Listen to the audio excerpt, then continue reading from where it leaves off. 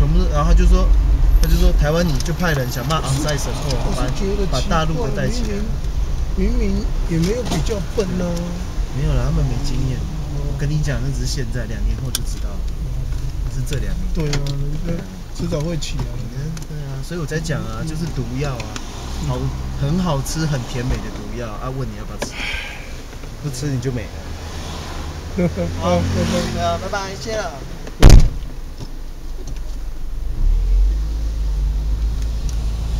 Things and they've never invited me. I don't know why, but you better be at the top of your game when it comes to style. Okay, good point. Now, did you watch the inauguration?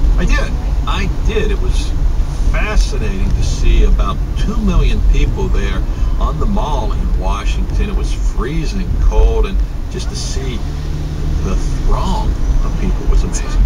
I enjoyed watching it too, but what really got my attention was the fashion. How about you, Brandon? Well, I didn't actually watch the inauguration. I watched news clips and different things. There were tons of people there, and I don't think I would have been focusing so much on the fashion as the content, being that I'm not a fashionista, Naomi, but I'm sure that you enjoyed the fashion that was there.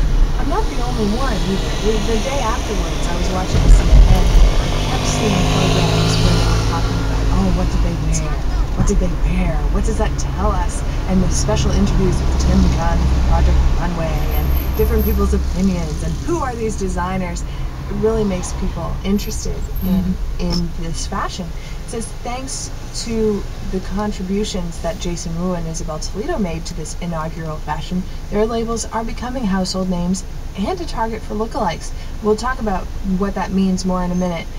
But this is true. Immediately the day afterwards, all the news reports were saying, who is Jason Wu? Ooh, here he is on the phone. Who's Isabel Toledo? Here's an interview with her.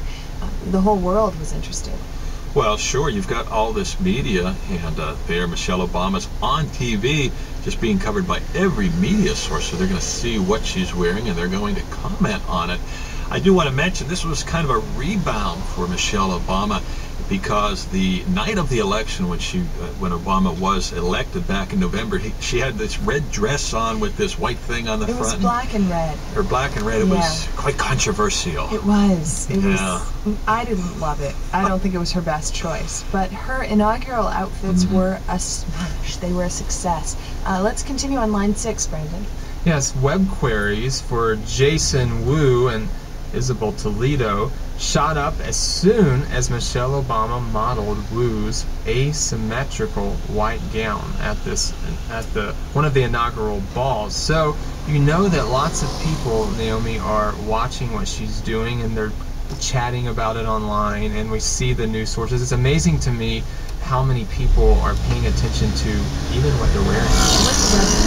Well, a web query is if you're just doing a search and you just type in Obama dress, and then I do a search and it shows up the different links I can have. Right, so people were also checking or asking Google or whatever web search engine about these names, Jason Wu, Isabel Toledo. They shot up, they rose very quickly as Michelle Obama modeled these different outfits. The first one, or actually it was the second one at the official inaugural balls. There's many of them, I think about 10 different ones that they went to in one night, and she wore this gown to all of them, and it's asymmetrical, which means that its one shoulder is covered and one is not. But then the first outfit was by Isabel Toledo. Right, the first outfit by Isabel Toledo, a chartreuse coat and sheath at the swearing-in ceremony.